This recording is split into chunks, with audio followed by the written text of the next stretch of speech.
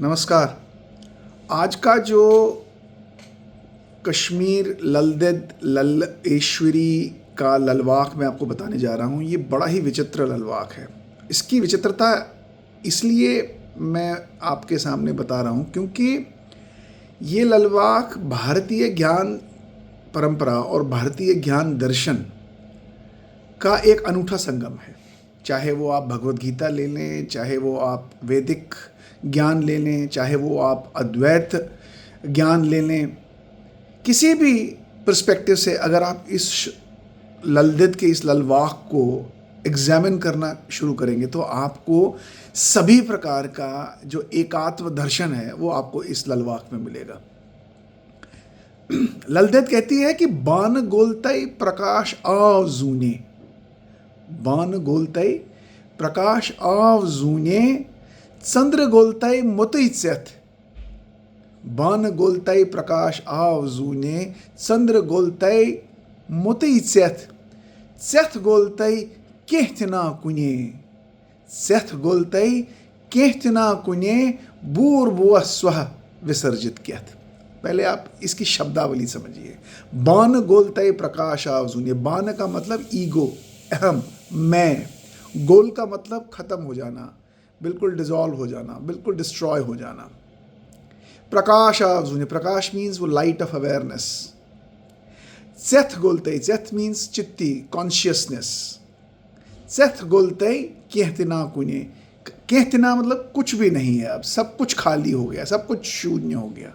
और भूर्भुवः स्वः का मतलब है ये भूलोक, भुवलोक, स्वहलोक, ये सब में विसर्जित हो जाना। तो ललदेद कहती है कि बान गोलतई प्रकाश आव जूने, बान मतलब ये ईगो खत्म हो गया, यानी वो जो मेरे अहम में अहंकार था, मैं कौन हूँ, वो जो मैं का शब्द रहता है जब हम पैदा होते हैं, जब तक मरते हैं, ये मैं शब्द हमसे छूटता नहीं है क्योंकि इस मैं में मेरी सारी आइडेंटिटी होती है। मेरे बचपन की भी आइडेंटिटी होती है, मेरी जीत की भी आइडेंटिटी होती है, मेरे सक्सेस की भी आइडेंटिटी होती है, मेरे फेलियर की भी आइडेंटिटी होती है, मेरे कुछ होने की आइडेंटिटी इस मैं में होती है। यानी ये मैं बड़ा पावरफुल होता है और मैं ही मुझे ड्राइव करता है। और ये मैं के बारे में ललदेद कहती है जब बान गोलतई प्रकाश आव जूने, जब ये मैं खत्म हुआ, जब ये मैं बिल्कुल समाप्त हो गया, प्रकाश आव जूने, एक नए प्रकार की लाइट मेरे अंदर जगी, एक नए प्रकार की अवेयरनेस मेरे अंदर हुई। फिर कहा चंद्र गोलतई मोतईचेथ, और जब मेरे अंदर वो जो अंतर्बोध था वो अंतर्बोध भी खत्म हो गया, यानी बाहर तो मैं का बोध खत्म हो गया, बान गोलतई, मैं का बोध खत्म हो गया। फिर कहती है चंद्र गोलतई, यानी चंद्र मतलब जो मेरे अंतर्बोध का एक प्रतिबिंब निशानी है। जब मेरा अंतर्बोध भी खत्म हो गया, चंद्र गोलतई मोतईचेथ, तो वो कॉन्शियसनेस सामने मेरे आने लगी, वो चित्त मेरे सामने आने लगा, यानी मैं भी नहीं रहा, अंतर्बोध भी नहीं रहा, तो अब क्या बचा? बची वो प्योर कॉन्शियसनेस। फिर कहती है चेथ गोलतई, चेथ गोलतई केहतना कुने, जब वो कॉन्शियसनेस भी खत्म हो गई, केहतना कुने, कुछ भी नहीं बचा, अब वहां शून्य है, अब वहां बिल्कुल कुछ भी नहीं है। और जब चेथ गोलतई केहतना कुने, अब कुछ भी नहीं बचा, भूर्भुवः स्वः विसर्जित किया, तो मैं ये सब कुछ उस भूर्भुवः स्व में विसर्जित हो गया। यानी ये जो पूरा भुआ लोग, ये जितने भी सप्त लोकों में मैं उसमें विसर्जित हो गया, यानी मैं भी अब वही लोक बन गया। यानी मैं भी ये जो पूरी अल्टीमेट प्योर कॉन्शियसनेस है जहाँ से सब कुछ मैनिफेस्ट होता है, यानी वो परम शिव जहाँ से सब कुछ बाहर निकलता है, मैं भी वही परम शिव बन गया। कितना ब्यूटीफुल श्लोक है। अब इसकी कनेक्शन आप देखिए, भारतीय ज्ञान परंपरा में हमें कहा जाता है चित्त के जो लेवल्स हैं वो 4 प्रकार के लेवल्स हैं, और जिसको हम कॉन्शियसनेस भी बोलते हैं। कॉन्शियसनेस 4 लेवल्स में है। एक लेवल है जागृत अवस्था, एक है स्वप्न अवस्था, एक है सुषुप्त और एक है तुरिया। जागरूक अवस्था मीन्स जिसको हम अंग्रेजी में वेकिंग स्टेट भी बोलते हैं, यानी जैसे मैं और आप अभी बातचीत कर रहे हैं, ये वेकिंग स्टेट है। इस वेकिंग स्टेट में हम लोग अपने ईगो और अहम से बात करते हैं, क्योंकि मैं जो हूँ मैं उसी उसी उसी के आधार पर आपसे बात करूँगा। मैं बड़ा हूँ तो मेरा अहंकार वैसा होगा, मैं छोटा हूँ तो मेरे छोटे होने का भी कोई अहंकार होगा मेरे अंदर, मैं उस अहंकार से आपसे बात करूँगा। तो मेरी आइडेंटिटी, मेरी ईगो इस जागरूक अवस्था में मुझे ड्राइव करती है। और जागरूक अवस्था के बाद जो है वो है स्वप्न अवस्था, यानी ड्रीम स्टेट, यानी ये मेरा माइंड स्टेट है। यानी जागरूक अवस्था में मेरी बॉडी और मेरा माइंड दोनों मुझे काम करते हैं, लेकिन जब जागरूक अवस्था से मैं आगे बढ़ जाता हूँ तो मैं स्वप्न अवस्था में पहुँच जाता हूँ। वहाँ फिजिकलिटी की आवश्यकता नहीं होती, वहाँ माइंड काम करता है, वहाँ इनर फीलिंग्स काम करते हैं, इनर इमोशंस काम करते हैं, इंट्यूशंस काम करते हैं, वहाँ इनर अवेयरनेस काम करती है। और स्वप्न अवस्था से भी जब मैं आगे निकल जाता हूँ तो वो है डीप स्लीप स्टेट, जिसको हम सुषुप्त भी बोलते हैं। यानी वहाँ पे स्वप्न भी नहीं है, मतलब जैसे स्वप्न अवस्था में, ड्रीम में तो मैं कुछ देखता हूँ, लेकिन जब मैं ड्रीम स्टेट को भी क्रॉस करता हूँ और मैं ड्रीमलेस स्टेट में पहुँच जाता हूँ, जिसको सुषुप्त स्टेज भी बोलते हैं, जो ड्रीमलेस स्लीप है, जो डीप स्लीप होती है, वहाँ मुझे कुछ भी नहीं दिखता, वहाँ सब शून्य है, वहाँ सब खत्म हो गया। लेकिन ह्यूमन साइकिल यही खत्म हो जाता है।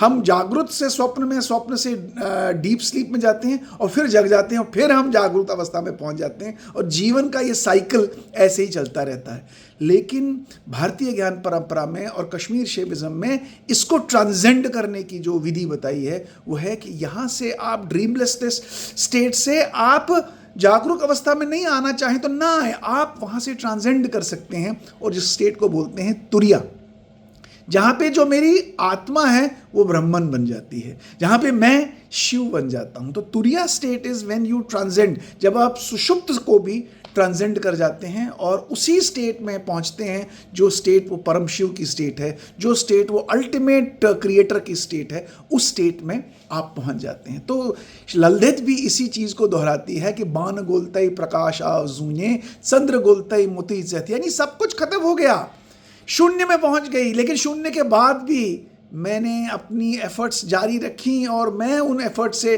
उठकर एक हायर लेवल ऑफ इंटेलिजेंस में पहुंच गई। लेकिन हमें, आप जैसे मेरे जैसे जो ह्यूमंस हैं, जो आज इस मटेरियल वर्ल्ड में रह रहे हैं, उन्हें रोकता कौन है इस चीज़ के लिए? क्योंकि हम कहते हैं, हम मेडिटेशन करते हैं, हम पूजा पाठ भी करते हैं, हम सब कुछ करते हैं, हम इधर भी जाते हैं उधर भी जाते हैं, अच्छे काम भी करते हैं, फिर भी हम इस प्रोसेस को ट्रांसेंड नहीं कर पाते। लेकिन सबसे बड़ी चुनौती हमारी ये है कि जो हमारी जागरूक अवस्था है, यही हमारी सबसे बड़ी चुनौती है, क्योंकि इस अवस्था में हम कभी खुद से जीते ही नहीं है। जो मैं हूँ, मैं अपनी परफॉर्मेंस से जीता हूँ, अपने पोटेंशियल से नहीं जीता हूँ। मैं अपनी परफॉर्मेंस मीन्स मुझे आउटर वर्ल्ड का जो कंपटीशन है, वहाँ की जो नीड है, वो मुझको ड्राइव कराती है कि मुझे क्या करना है। लेकिन जो मेरी इनर पोटेंशियलिटी है बनने की, वो पोटेंशियलिटी हमेशा दबी रहती है। और क्योंकि मैं एक्सटर्नल परफॉर्मेंस के जो कंपल्शंस हैं उनके कारण से बिहेव करता हूँ और इनर वर्ल्ड को कभी देखता नहीं, उसको छुपा के रखता हूँ और केवल ऐसे compete करता हूँ मानो कि मैं दूसरे से आगे निकल रहा हूँ।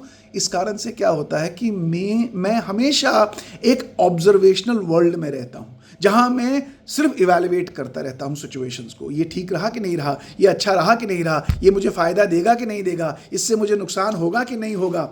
मैं ऑब्जर्वेशन जो है वो इवैल्यूएशन के साथ जीता हूँ।